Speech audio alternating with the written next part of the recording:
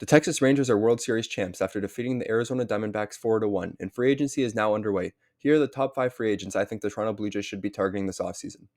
Kawhi up top, looks at the clock, turns the corner for the win! Got it!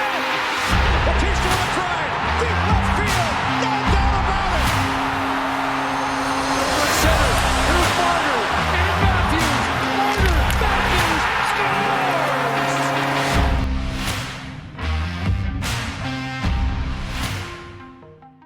Welcome back to Everyday Toronto, your ultimate source for your Leafs, Raptors, and Jays news found all in one place. Before we get started, make sure to hit that like button, subscribe to the channel, and turn on notifications for more videos like this, breaking down news, rumors, and potential trade ideas for your favorite Toronto teams.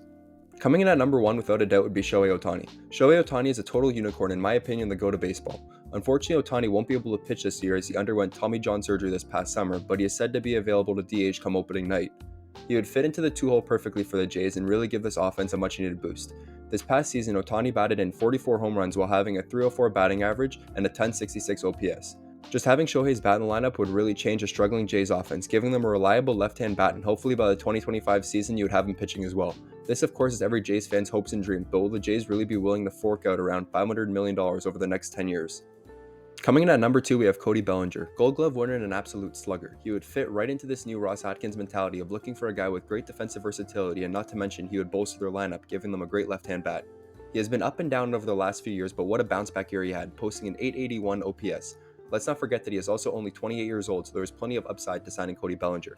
Last year he had 26 home runs with a .307 batting average, and he also stole 20 bases, which is a category the Jays were terrible at last season. His current projected contract is 5 years $112 million deal, which worked out to $22.5 million per year. Coming in at number 3, we have Lourdes Gurriel Jr. Gurriel would be such a much-needed energy boost in the dugout, and I think the Jays made a huge mistake giving up both Gurriel and Moreno. Gurriel is coming off a career-high 24 home run year, and we really saw the offense struggle without him and Teo. So maybe bringing back some of that now while having great defense and pitching could allow the Jays to make a deeper run.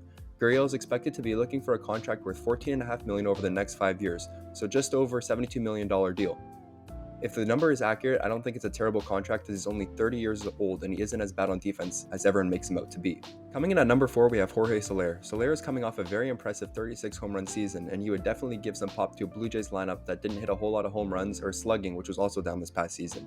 He would be a true cleanup hitter that we didn't have last year, and all this being said, nothing is guaranteed with Jorge Soler. He has had years where he's blown up and then years where he's been non-existent.